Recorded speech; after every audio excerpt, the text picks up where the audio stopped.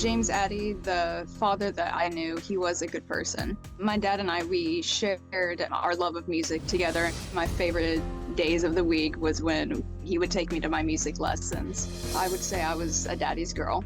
There were never any warning signs at all of him having a double life. When I first learned that my father was accused of murder, I was just in complete shock. My friend showed me an article on social media about my father. In the article, there was a picture of Molly. I realized that I knew that woman. I first met Molly in 2017 when my friend and I needed costumes made. My dad said that he knew somebody who did that kind of thing, and that person turned out to be Molly. My dad drove me over to Molly's house. When I first met Molly, she was a very, very sweet person. Did you know about his relationship with Molly? No. When was the first time you found out about that relationship? April 28th, 2018. During my dad's trial, it really hit me that he was actually guilty. The key piece of evidence was the shirt that I had made in my graphic design class. Her DNA was on that shirt at the crime scene. As much as I would like to believe that my dad is innocent, I know that he is guilty. The trial was the last time that my father and I saw each other. It has been almost 2 years since I've seen him. When I think about my dad now, I'm still angry about it. I mean, it'll always sting.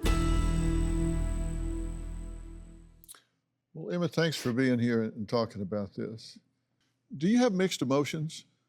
Yeah, I would say, of course, I have mixed emotions about it. Because you have one experience of him that nobody else has, right?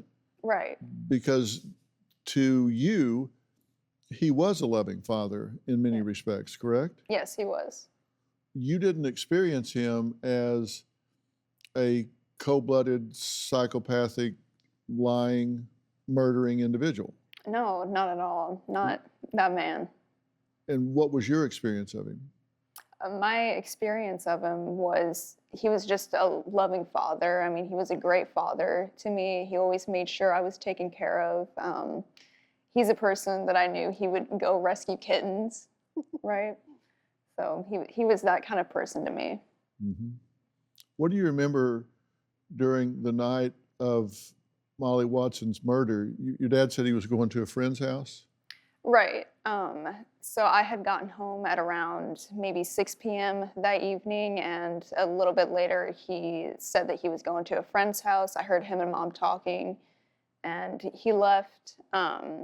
And around 10 p.m. he came back home, and everything seemed completely normal. I mean, he made himself dinner and stuff, and then shortly afterwards I went to bed, and that was it. You did say he was a little antsy when he got home. A little bit. I was in the bathroom brushing my teeth, and it just seemed like he just really wanted to take a shower and just like chill out for the night. But based on what you know now, he had just come from shooting a woman in the head. Right. And then comes in and spends a little time with you, wants to take a shower and go to bed. What do you say to yourself about his ability to do that, to have just shot and killed somebody in the head that he apparently had a intimate relationship with for several years, shoot her in the head, leave her on the side of the road, dead in the dirt, and come home and chat you up a little bit like nothing happened? I would say there has to be something mentally wrong with him, probably, to be able to go from doing such a horrible thing to just being okay, looking like you're okay, just a little bit after. What is it you think's off? I'd say he's just a very good liar, very manipulative to be able to do that. Do you have a story or a question for me? Click the link in the description and tell me what in the world is going on.